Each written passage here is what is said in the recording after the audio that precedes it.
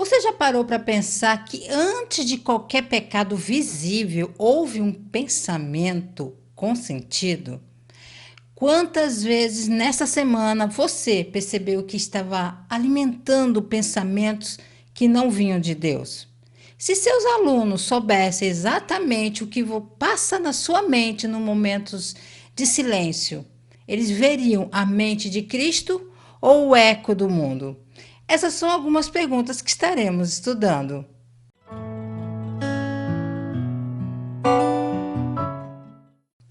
A paz do Senhor, povo lindo de Deus, para você que é novo por aqui, eu sou a diaconisa Tânia Anjo, sou professora e superintendente de escola bíblica dominical. Estamos estudando o quarto trimestre das lições bíblicas da editora CPAD, da classe dos adultos, que tem o tema Corpo, Alma e Espírito, a restauração integral do ser humano para chegar à estatura completa de Cristo.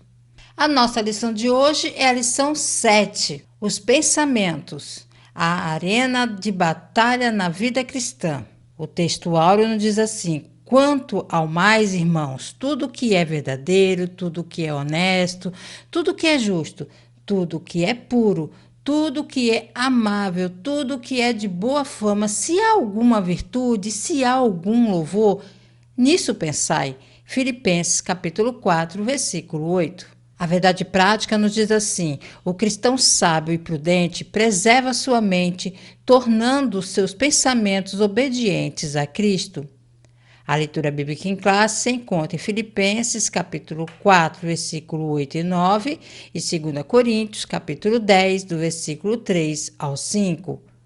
Objetivos da lição: levar o aluno a compreender que o pensamento é uma faculdade presente desde a criação, sendo essencial nas decisões humanas.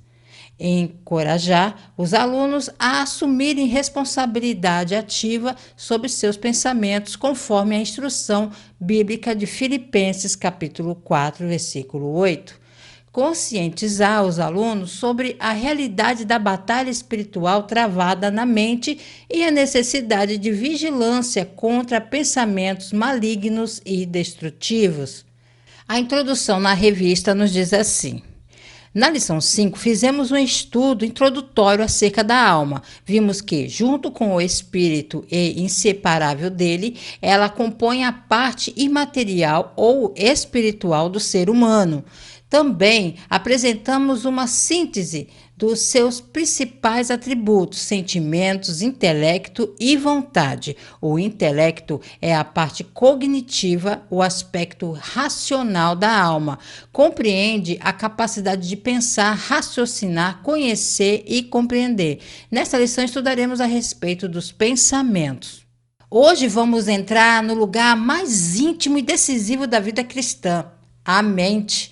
Porque antes de Adão estender a mão para o fruto, ele já havia desobedecido no pensamento. Antes de Davi cometer adultério, seus olhos e sua mente já tinham se demorado onde não deveria. Antes de Pedro negar a Cristo, um pensamento de medo já havia ocupado o lugar da fé. A verdade é esta: não somos derrotados pela circunstância, mas pelos pensamentos que consentimos nela. E como professores, nossa missão vai além de ensinar doutrinas corretas. Precisamos formar mentes renovadas, capazes de discernir, resistir, descansar e pensar com a mente de Cristo. Por isso, nessa lição, vamos juntos explorar como os pensamentos se formam e por que são tão poderosos?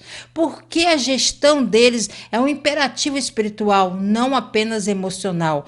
Quais recursos Deus nos deu para vencer nossa arena invisível? E, acima de tudo, como ensinar nossos alunos a não serem prisioneiros do que pensam, mas libertos pelo que Cristo pensa dele? Desligue por um instante o modo professor e entre comigo no lugar santo da mente, onde a graça encontra o pensamento e a verdade liberta. A palavra-chave é pensamentos. Antes de pedir para vocês curtirem, eu quero aqui abrir meu computador e quero agradecer já aqueles que deixam comentários aqui, como o Sebastião, como aqui também tem o Jorge, que é de Cachoeiro de Itapemirim. Temos a Alcione eu conheço, minha amiga virtual. Temos também aqui de Sandra, ela é de Abrantes, Camaçari, Bahia, minha conterrânea. Temos também aqui, deixa eu ver. Temos de Joinville, Santa Catarina, Andréia. Creio que é Andréia ou é André. Temos também aqui, peraí. Sempre estão deixando, sempre da onde estão assistindo. Temos de Recife, aqui da Assembleia de Deus em Recife, Valdete. Outro também que eu não posso esquecer, que estava aqui embaixo, aqui de Nova Friburgo, aqui do Rio de Janeiro, onde eu moro, aqui do Rio de Janeiro. Acho que é o Léo que está escrito aqui. Vou ver se eu acho mais algum. Não estou achando. Mas quero agradecer a você que sempre deixa um comentário de apoio, sempre está me incentivando a continuar. É muito importante ter pessoas que nos incentivam e que têm orado por nós. E não esqueça, irmão, sempre é bom. Não esqueça de curtir, comentar, compartilhar, pelo menos com uma pessoa, que você estará ajudando esse canal a levar o ensino da palavra de Deus. Sempre lembrando para vocês, irmãos, que o slide é gratuito, está aqui embaixo. Você pode baixá-lo não somente em em PowerPoint, como também em PDF, tá bom? E é isso. Obrigado por tudo. Amém? Vamos lá. Tópico 1, uma visão introdutória. Subtópico 1, a experiência de Adão e Eva. No estudo da antropologia bíblica, é importante sempre buscar primeiro, no Gênesis, os fundamentos de nossa compreensão teológica. Ali, os traços da personalidade humana se manifestam originalmente na vida do primeiro casal. O aspecto racional é visto na capacidade de comunicação, compreensão, o governo do homem sobre a criação e em seu relacionamento interpessoal e com o Criador. Para todos esses processos, Adão e Eva usaram o intelecto, raciocinando, elaborando pensamentos e tomando decisões. Exemplo disso é o comportamento mental relativo ao pecado. Eva pensou o que não devia e foi enganada. Adão não pensou o que devia e pecou. Antes de entrarmos de fato na arena da batalha dos pensamentos, esse campo tão decisivo na vida cristã, é essencial que voltemos às origens. Por quê? Porque, como bem sabemos, a Bíblia não nos oferece apenas regras morais ou conselhos espirituais soltos. Ele nos dá uma história coerente que começa no Jardim do Éden e culmina na redenção em Cristo. E é justamente ali em Gênesis que encontramos os fundamentos antropológicos daquilo que somos, incluindo a forma como pensamos, decidimos e nos relacionamos com Deus. Na verdade, é um espelho poderoso do que acontece dentro de cada um de nós, quando os pensamentos não são submetidos à verdade de Deus. Vamos olhar com atenção para Gênesis capítulo 3, versículo 6. E viu a mulher que aquela árvore era boa para se comer, e agradável aos olhos, e árvore desejável para dar entendimento. Tomou do seu fruto e comeu, e deu também a seu marido, e ele comeu com ela. Reparem, antes mesmo da ação do pecado, houve um processo mental. Eva viu, avaliou, desejou e decidiu. Ela não foi simplesmente arrebatada por um impulso cego. Houve uma elaboração cognitiva, uma cadeia de pensamentos que começou com uma percepção sensorial, ou seja, com os 5 sentidos, e terminou com uma escolha deliberada. E é aqui que entra um ponto crucial, que muitas vezes passa desapercebido. O pecado entrou no mundo não por um impulso, mas por um pensamento mal direcionado. Paulo, em 1 Timóteo, capítulo 2, versículo 14, faz uma distinção importante. Adão não foi enganado, mas a mulher, tendo sido enganada, tornou-se transgressora. Isso nos mostra duas formas distintas de falha no campo do pensamento. Eva foi enganada, ou seja, seus pensamentos foram distorcidos pela mentira da serpente. Adão, por outro lado, sabia o que estava fazendo, mas escolheu desobedecer. Ele não foi enganado intelectualmente, mas falhou em exercer o juízo moral que lhe cabia. Em outras palavras, Eva pensou errado, Adão não pensou o suficiente. E isso é fundamentalmente relevante para nós hoje, especialmente para vocês, professores, porque na sala de aula vocês não estão apenas transmitindo informações, estão formando mentes. E a grande batalha espiritual começa exatamente aí, nos pensamentos. Se os nossos alunos não aprenderem a examinar, a filtrar, a submeter seus pensamentos à palavra de Deus, estarão vulneráveis, como Eva, à sedução do erro, ou, como Adão, à passividade diante do pecado. Ensine a importância da vigilância mental. Não basta evitar o pecado nas ações, é preciso cuidar do que se alimenta na mente. A serpente não negou abertamente a palavra de Deus, mas a reinterpretou de forma sutil. Hoje, as mentiras mais perigosas não vêm disfarçadas de ódio à Bíblia, mas de verdades aparentemente razoáveis que desviam a vontade de Deus. Precisamos questionar as premissas por trás das ideias que consumimos diariamente nas redes sociais, na mídia, até em conversas cotidianas. É responsabilidade pessoal. Adão não pode culpar a serpente nem Eva. Ele estava presente lá em Gênesis capítulo 3, versículo 6. Diz que deu também a seu marido que estava com ela. Da mesma forma, não podemos nos esconder atrás de todo mundo faz isso, ou ninguém me ensinou. A vida cristã madura exige pensamento ativo, crítico e submisso à verdade. Quando ensinamos sobre pensamentos, não estamos falando de algo abstrato. Estamos apontando para o lugar onde a fé se decide ou se desfaz. E tudo isso já estava em jogo lá no Éden. Não apenas no fruto, mas na mente de quem a olhou. Subtópico 2, conceito e origens. Pensamentos são processos mentais constituídos de informações, reflexões, lembranças, sentimentos, sons, imagens. A despeito dos mistérios da mente humana, sabe-se que eles se originam de fatores internos, biológicos, psicológicos e espirituais, ou externos, ambientais, experimentais, dos cotidianos. Podem também ser uma combinação desses fatores. Qualquer que seja a origem dos pensamentos, cabe ao ser humano aceitá-los ou rejeitá-los, aprovando-os ou reprovando-os.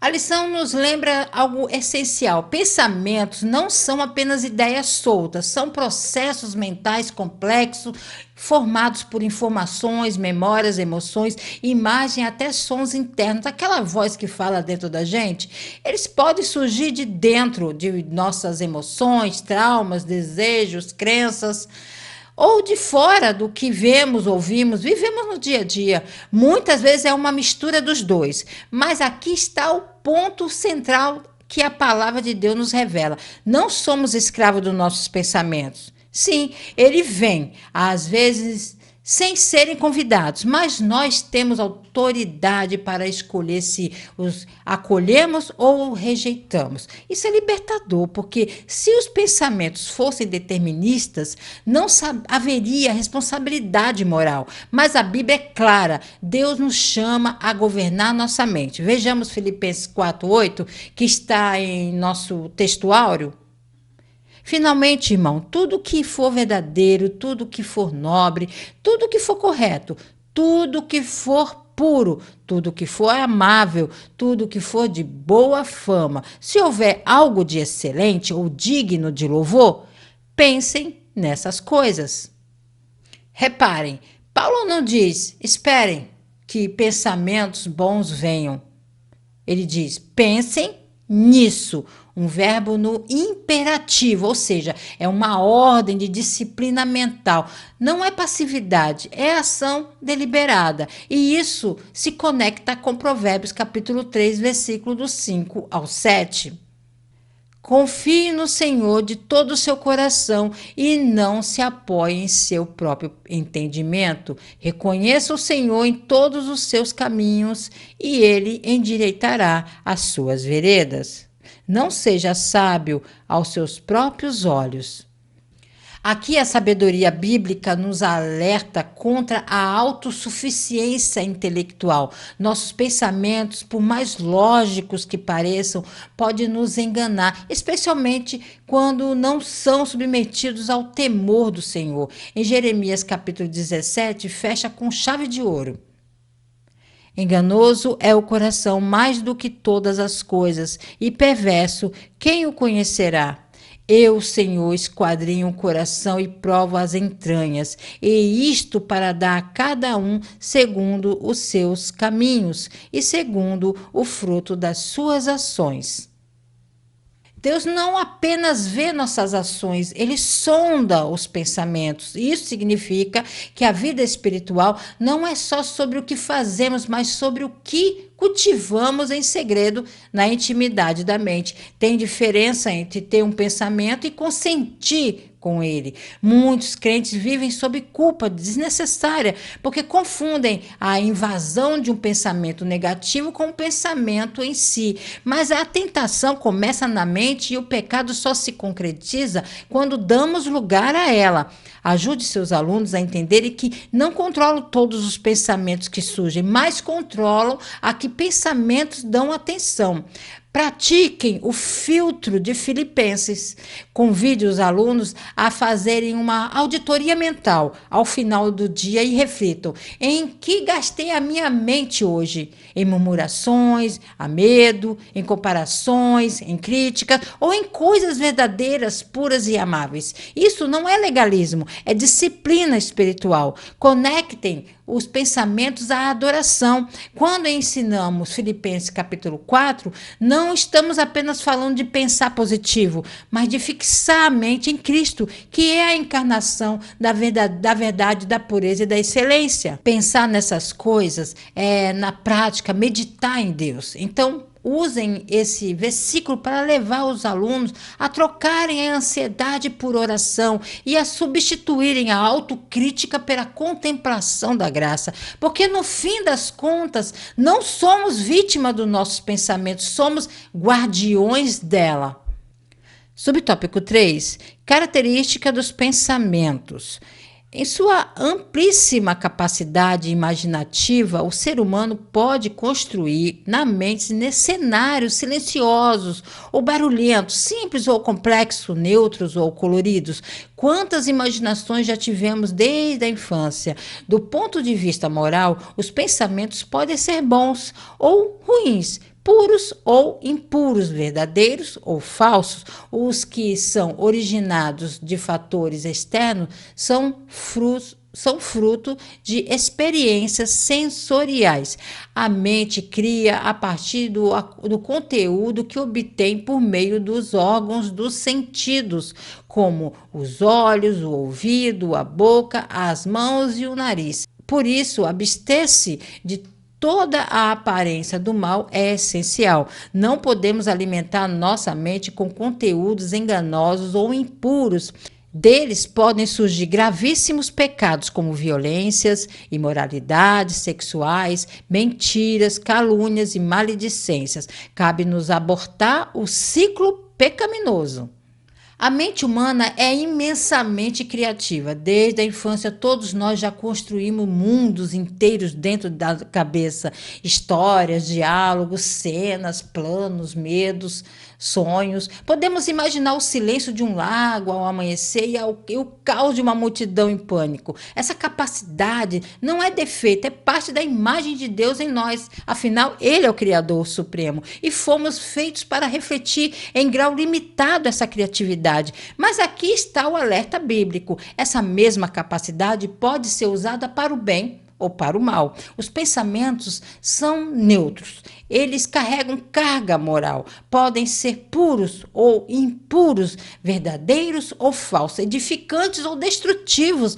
E o mais grave, muitos dos pecados mais graves que vemos no mundo, violência, imoralidade sexual, mentiras e calúnias, nascem primeiro na mente, muito antes de se tornarem ações. Jesus foi absolutamente claro nisso. Em Mateus capítulo 15, versículo 19, ele diz: porque do coração vêm os maus pensamentos, homicídios, adultérios, imoralidades sexuais, roubos, falsos testemunhos e calúnia. Note, os maus pensamentos vêm primeiro. Eles são a raiz, as ações, os frutos. Da mesma forma, Mateus 12:34 nos afirma: raça de víboras, como podem vocês dizer coisas boas sendo maus? Pois a boca fala do que está cheio o coração. Ou seja, o que sai da boca ou das mãos ou das redes sociais é apenas um eco do que está na sua mente. E como esses pensamentos se formam? A lição nos lembra que muitos do que pensamos vem do que recebemos pelos sentidos. O que vemos, ouvimos, tocamos, cheiramos, saboreamos, tudo isso entra pela porta dos sentidos e vai se armazenando na mente, formando imagens, associações, desejos. Por isso a palavra nos exorta com tanta urgência: não porei diante dos meus olhos coisas inúteis. Paulo em 1 Tessalonicenses 5:22 diz: afaste-se de toda forma de mal. A palavra grega ali pode ser traduzida também como de toda aparência de mal, ou seja, evitem até o que parece mal, porque o que parece pode facilmente se tornar o que é. E Tiago, capítulo 1, versículo 14 e 15, nos mostra o ciclo do pecado.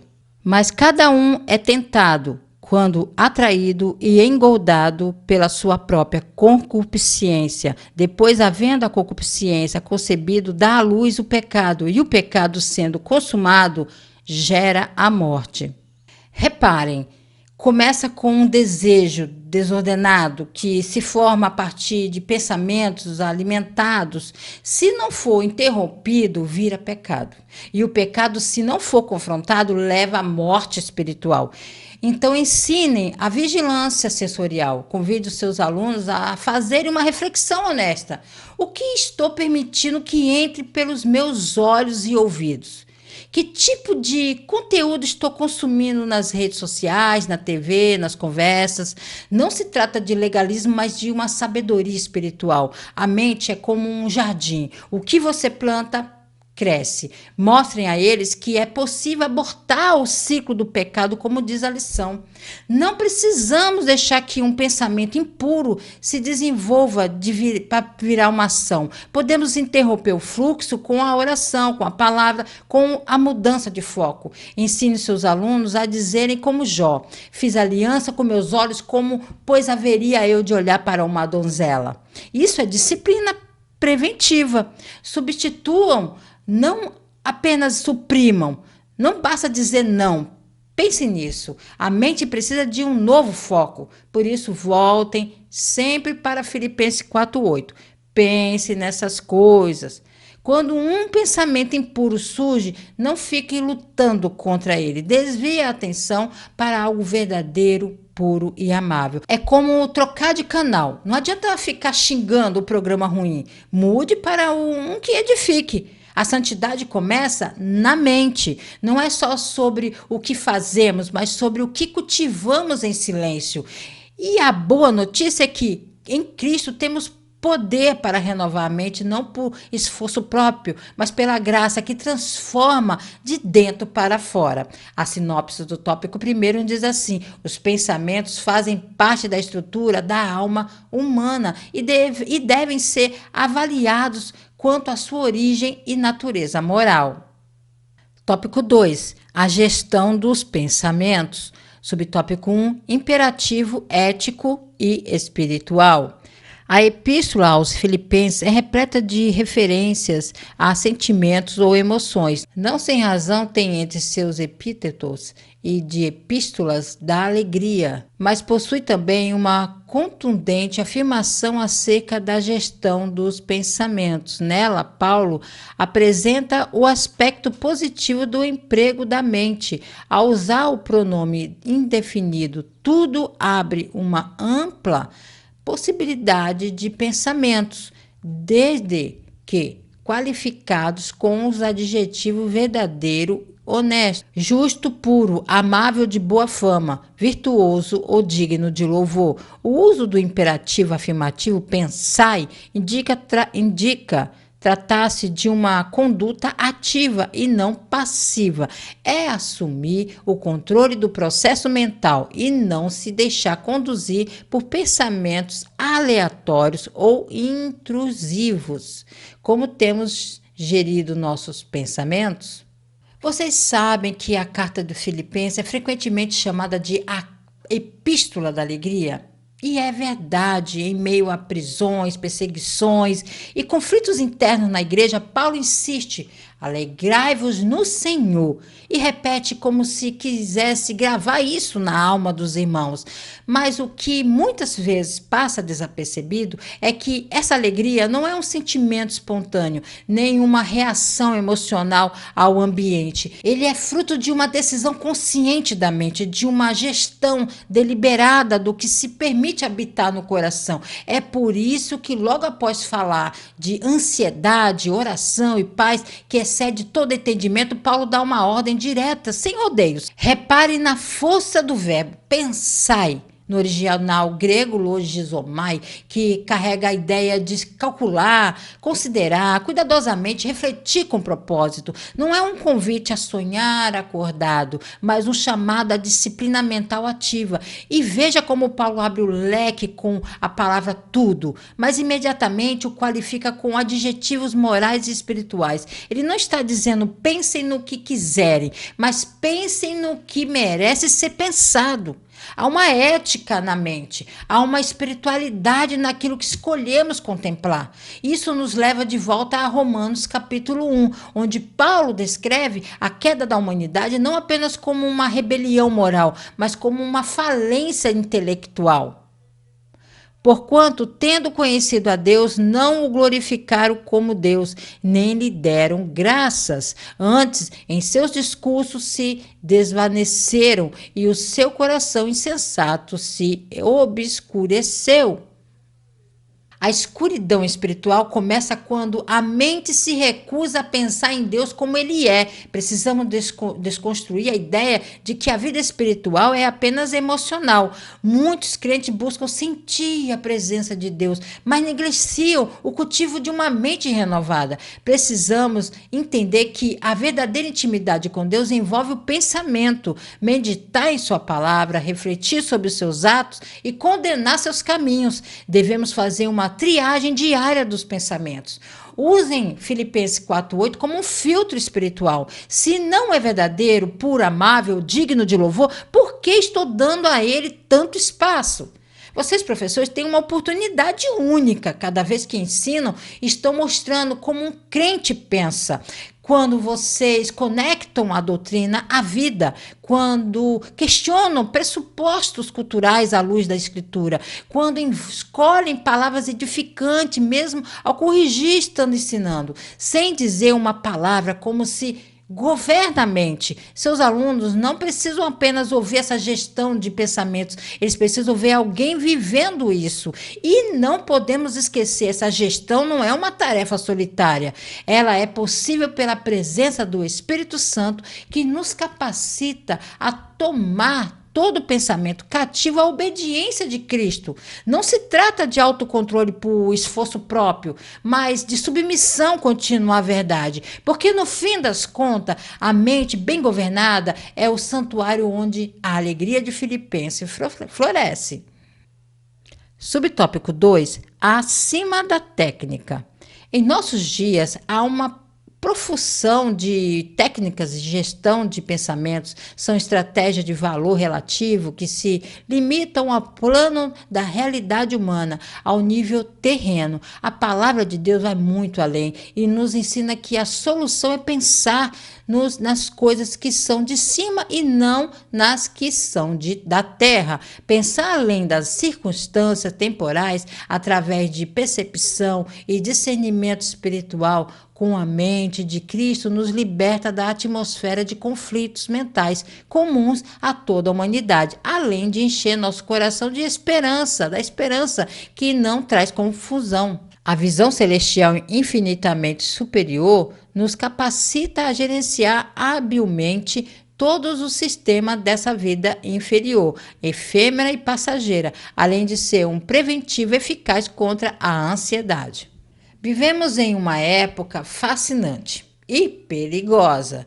Nunca se falou tanto sobre saúde mental, controle emocional, foco, produtividade. Há aplicativos que prometem acalmar a mente em 5 minutos, podcasts que reensinam a reprogramar o cérebro, técnicas de respiração consciente, visualização positiva. E, francamente, algumas dessas ferramentas até ajudam, tem o seu valor relativo, especialmente quando aliviam o sofrimento humano. Mas aqui está o que precisamos ensinar com clareza aos nossos alunos. Nenhuma técnica, por mais eficaz que seja, pode substituir a transformação espiritual da mente. A palavra de Deus não nos oferece apenas uma estratégia melhor entre tantas. Ela nos chama a uma mudança de eixo existencial. Não se trata de gerenciar melhor dos pensamentos dentro do mesmo sistema terreno, mas de mudar o próprio centro de gravidade da nossa mente.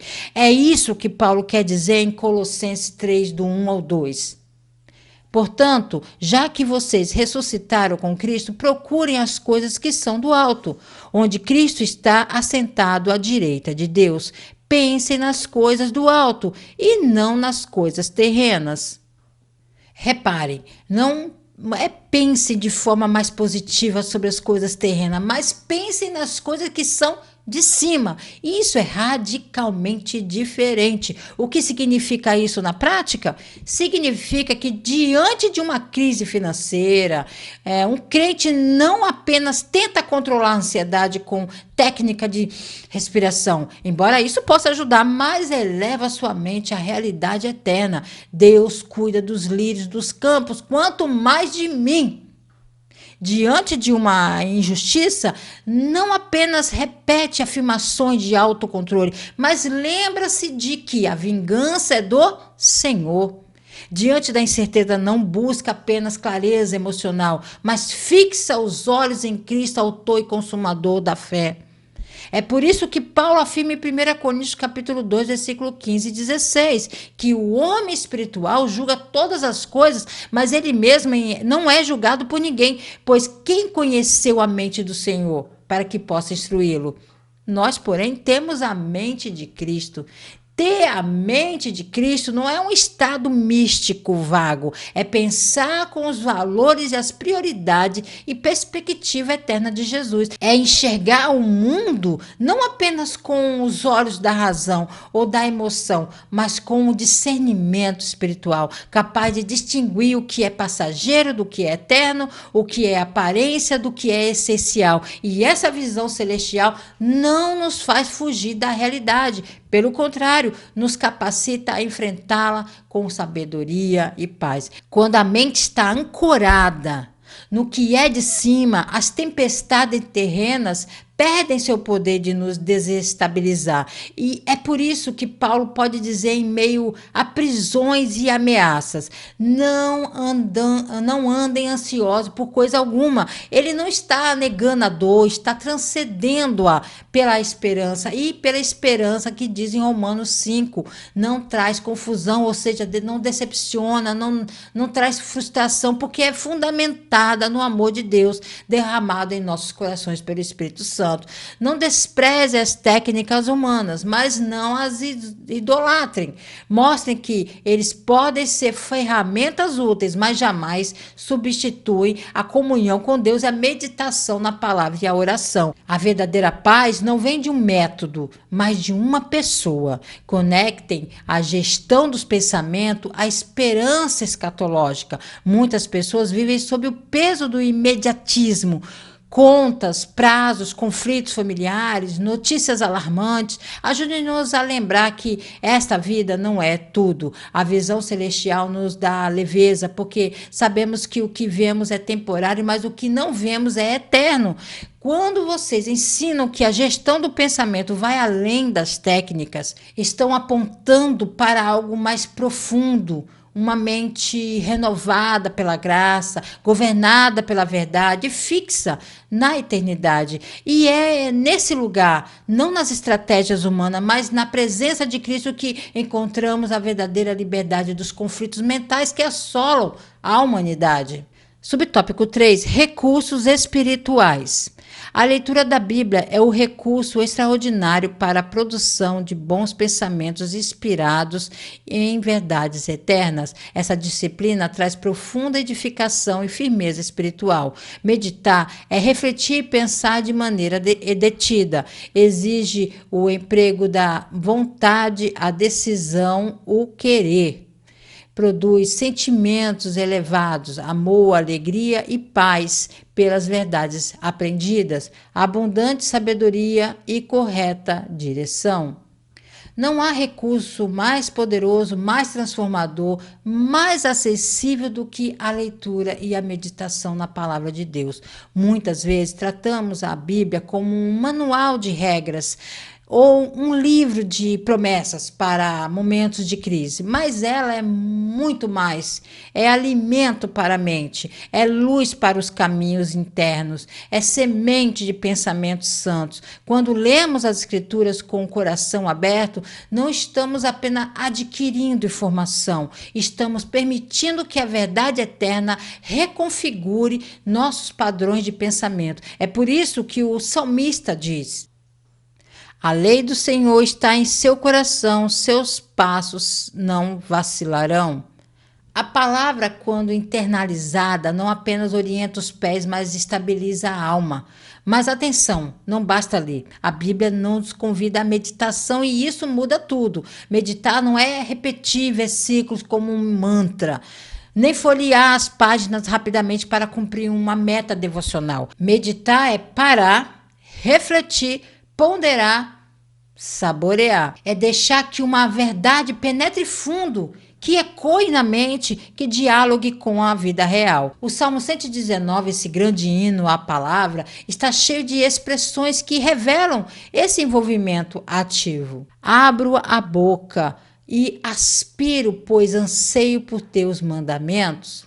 Veja só, a imagem é como quem respira ar puro depois de estar sufocado. A fome, desejo, vontade deliberada. E essa meditação não é um exercício intelectual frio. Ela produz sentimentos elevados, não como emoções passageiras, mas como frutos do Espírito gerados pela verdade. O salmista confessa: ó, como amo a tua lei, o dia todo medito nela. O amor nasce da contemplação, a alegria brota da compreensão, a paz se instala quando a mente descansa na fidelidade de Deus. E ao mesmo tempo, essa prática gera sabedoria prática.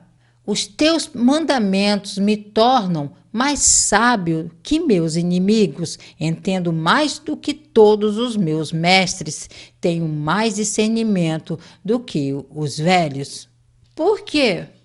Porque a palavra de Deus não apenas informa, forma o caráter e ilumina as decisões. Então, como vocês podem ajudar seus alunos adultos a fazerem dessa realidade algo concreto em suas vidas?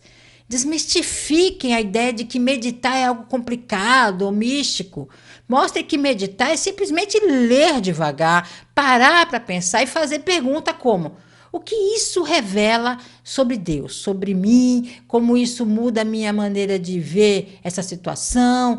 Pode ser feito com um único versículo, em 5 minutos. O que importa é a profundidade, não a quantidade. Conectem a leitura bíblica à renovação dos pensamentos negativos. Quando um aluno estiver preso em ciclos de ansiedade, culpa ou amargura, não apenas o aconselhem a ler a Bíblia, mas o ajudem a substituir pensamentos distorcidos por verdades específicas. Por exemplo, contra um pensamento, Deus me abandonou.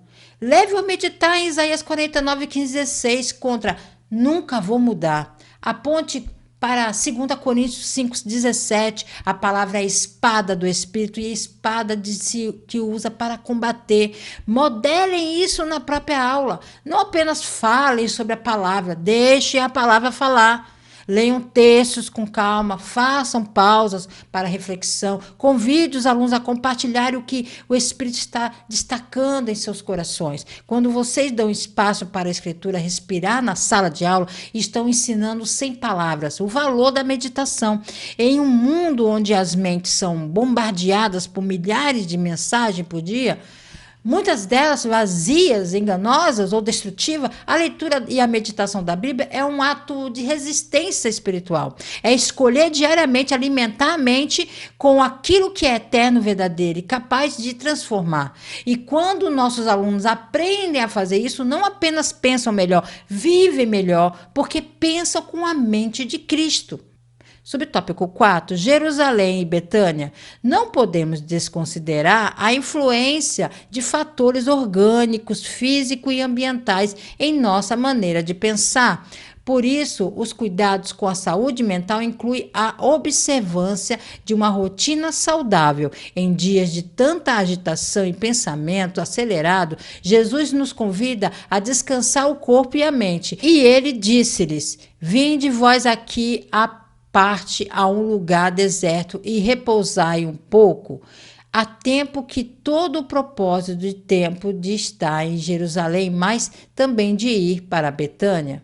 Em meio a tudo que já conversamos sobre a origem dos pensamentos, sua gestão ética e espiritual e os recursos que Deus nos deu para renovar a mente, é essencial que não caiamos em um espiritualismo desencarnado, como se fôssemos apenas uma alma flutuando acima dos corpos cansados. A Bíblia nos revela um Deus que se importa com o ser humano inteiro, completo, corpo, alma e espírito. E por isso não podemos ignorar que nossa maneira de pensar é profundamente afetada por fatores físicos, orgânicos e ambientais. Vivemos em uma cultura hiperconectada, acelerada, onde a mente raramente tem permissão para descansar. Estímulos constantes, notificações, prazos, demandas emocionais, tudo isso sobrecarrega o sistema nervoso e turva a clareza do pensamento. E é justamente nesse contexto que Jesus nos surpreende com um convite quase contracultural. Vinde vós que aqui estás cansado e repousai. Ele não disse isso a pessoas preguiçosas, mas aos próprios discípulos, homens que estavam no auge do ministério, curando, pregando, ensinando. Mesmo assim, Jesus percebeu: vocês precisam parar. Esse convite revela algo profundo sobre a espiritualidade cristã. Descanso não é luxo, é disciplina, é mais obediência, porque quando ignoramos os limites do nosso corpo,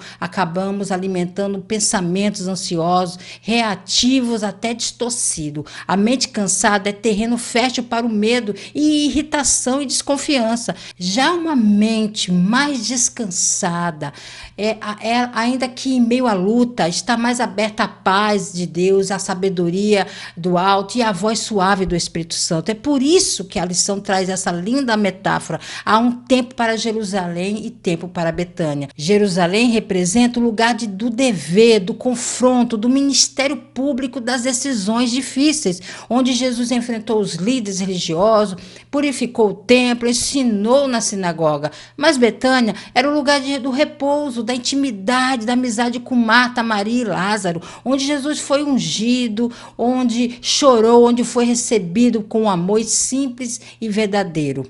E não escolheu um ou outro, ele viveu os dois em equilíbrio. Eclesiastes capítulo 3, versículo 1 nos lembra que há tempo para todo propósito debaixo do céu. Isso inclui também tempo para agir e tempo para calar, tempo para falar e tempo para ouvir, tempo para servir e tempo para ser cuidado. Ignorar esse ritmo divino é viver em descompasso com a própria criação de Deus, que descansou no sétimo dia, não por cansaço, mas para santificar o limite como parte do bom design da vida. Normalizem o descanso como parte da vida espiritual. Muitos crentes sentem culpa por precisarem parar, como se a fé fosse sinônimo de produtividade constante. Mostra que Jesus, o Filho perfeito, também se retirava para lugares solitários. Se ele precisava, quanto mais nós. Ensinem a criar Betânias na rotina. Não precisa ser um retiro de uma semana, pode ser um momento diário de silêncio.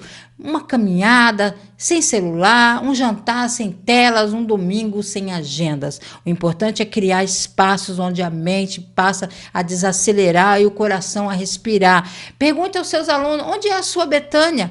Quem são as pessoas que lhe dão paz, não exigências? Terceiro, conecte o cuidado físico com o cuidado espiritual. Fale com naturalidade sobre alimentação, exercício, os limites emocionais, não como tema secundário, mas como parte da administração sábia do templo do Espírito Santo. Uma mente saudável não garante santidade, mas uma mente esgotada certamente dificulta a clareza espiritual. Quando vocês ensinam que há tempo para Jerusalém e para Betânia, estão libertando seus alunos da tirania da produtividade religiosa. Estão lembrando que Deus não nos quer apenas úteis, mas plenos, com mentes renovadas, corpos cuidados e corações em paz. Porque no fim das contas, uma mente descansada não pensa menos, pensa melhor, com mais graça, mais verdade e mais semelhança com Cristo. A sinopse do tópico 2 nos diz assim: o cristão deve assumir o controle de sua mente, usando recursos espirituais e bíblicos para pensar conforme a vontade de Deus. Tópico 3. A batalha na arena dos pensamentos. Subtópico 1. Influências espirituais.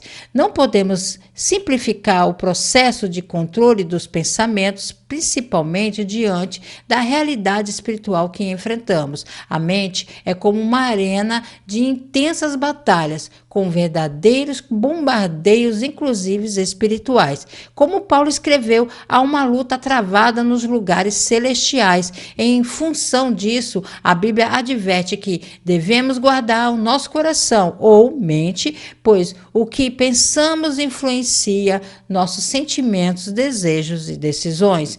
Na nova versão atualizada, nova tradução na língua de hoje, Provérbios 4:23 diz: tenha cuidado com o que você pensa, pois a sua vida é dirigida pelos seus pensamentos. Judas e Ananias são exemplos de personagens bíblicos que deixaram Satanás influenciar seus pensamentos e fazer ninhos em suas cabeças. Tiveram fins trágicos. Paulo deixa isso cristalino em Efésios 6:12, pois a nossa luta não é contra carne e sangue, mas contra os principados, contra as potestades, contra os poderes deste mundo tenebroso, contra as forças espirituais da maldade nas regiões celestiais. Então repare, a batalha acontece nos lugares celestiais, ou seja, no plano espiritual que permeia a nossa realidade visível. E uma das frentes mais atacadas é a mente do crente. Não é exagero dizer que os pensamentos governam a vida e por isso o inimigo investe pesado para plantar mentiras, dúvidas, acusações e desejos desordenados exatamente ali, na sala de comando da alma. A Bíblia não fala disso de forma abstrata, ela nos dá exemplos reais e trágicos. Veja o exemplo de Judas Iscariotes. O diabo já havia posto no coração de Judas Iscariote, filho de Simão, que traísse a Jesus. E mais adiante, no versículo 27, depois do bocado, Satanás entrou nele. Não foi um impulso repentino, foi um processo. Primeiro uma sugestão mental, depois um espaço dado, por fim uma posse espiritual. Judas permitiu que o inimigo construísse um ninho em seus pensamentos, talvez alimentando por amargura, ganância ou decepção, e isso o levou à traição e ao desespero. Da mesma forma, Ananias e Safiras em Atos 5, do 1-5, que Pedro confronta Ananias com a frase impactante, porque encheu Satanás o seu coração para que mentisse ao Espírito Santo. Novamente, vemos que o pecado não começou com a ação, mas com um pensamento que foi aberto à influência maligna. E o resultado? Morte espiritual e física, um fim trágico que serve de alerta para todos nós. Isso não significa que todo pensamento negativo é um ataque demoníaco direto. Às vezes é apenas o eco de nossas feridas ou escolhas passadas, mas não podemos ignorar a dimensão espiritual. Há momentos em que a mente é bombardeada com acusações que não vêm de nós. Você não é amado, Deus já desistiu de você, você nunca vai mudar. Essas vozes têm um tom que a palavra de Deus nunca acusa. E é aí que entra a vigilância espiritual, discernir a origem dos pensamentos e resistir na autoridade de Cristo. Ensinem a diferença entre tentação e condenação. A tentação vem do inimigo e apela ao desejo, a condenação também vem dele, mas se disfarça da voz de Deus. Mostre que a voz do Espírito Santo convence do pecado, mas aponta para a graça. Já a do inimigo condena sem oferecer esperança. Assim como Jesus no deserto respondeu cada ataque de Satanás, como está escrito.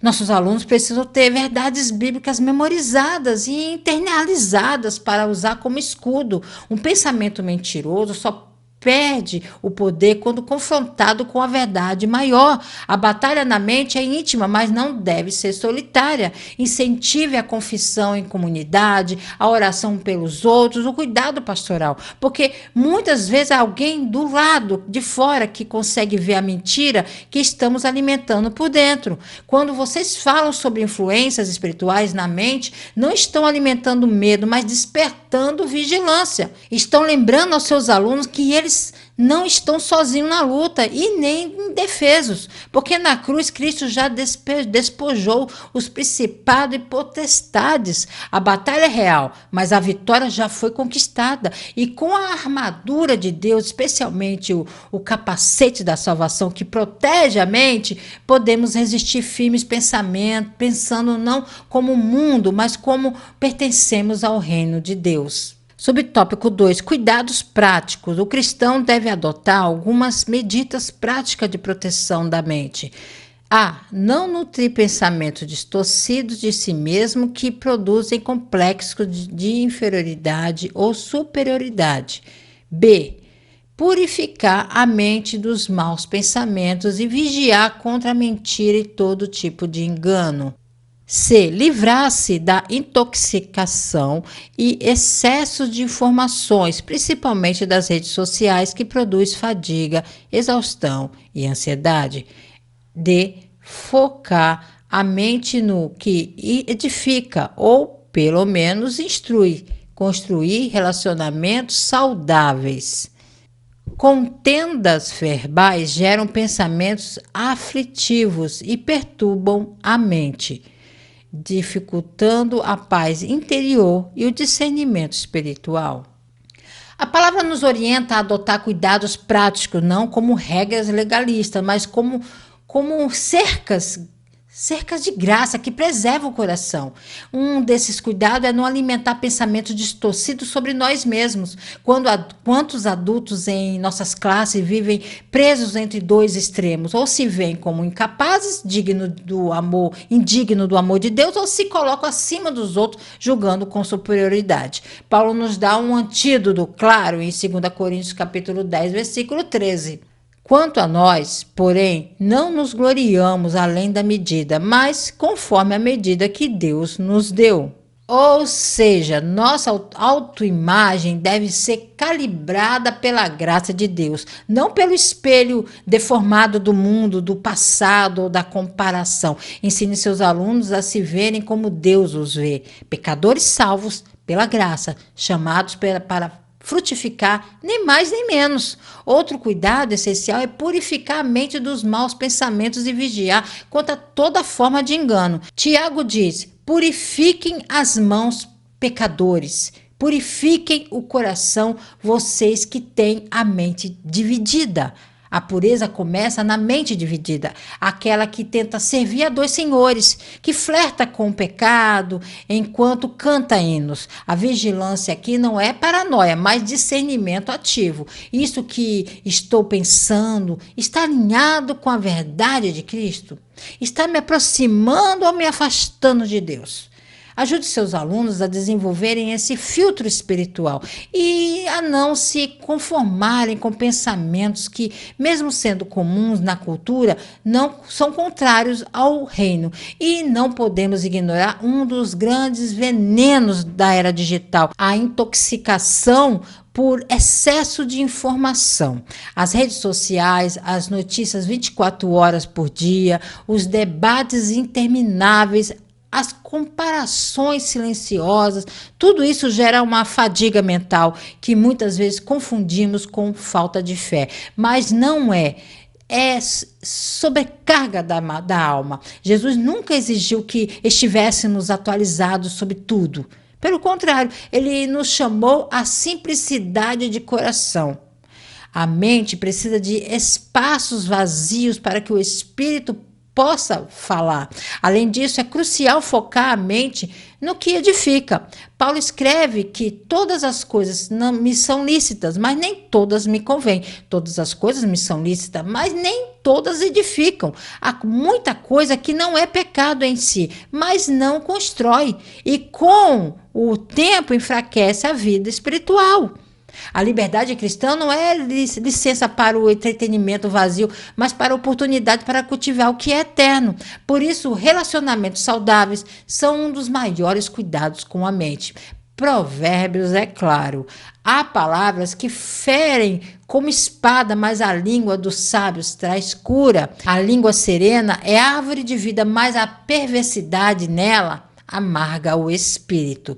Contendas constantes, fofoca, críticas ácidas, discussões improdutivas, tudo isso polui o ambiente mental e rouba a paz interior, que é o solo onde o discernimento espiritual cresce. Incentive seus alunos a cultivar amizades que o levem a Cristo, onde não há conflito, que busquem a paz, mesmo que isso signifique recuar de certas conversas ou ambiente tóxico. Como diz em Provérbios 21:19, melhor é morar numa terra deserta do que morar com uma mulher rixosa.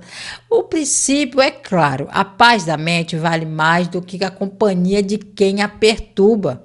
Esses cuidados práticos não são dicas de autoajuda cristã, são disciplinas do discipulado. E quando você os ensina com graça e de clareza, estão equipando seus alunos não apenas para sobreviver na batalha dos pensamentos, mas para vencer com a mente renovada, protegida, a fixar em Cristo. A sinopse do tópico 3 diz assim: a mente é um campo de batalha espiritual que exige vigilância, pureza e ações práticas para preservar a saúde mental e espiritual.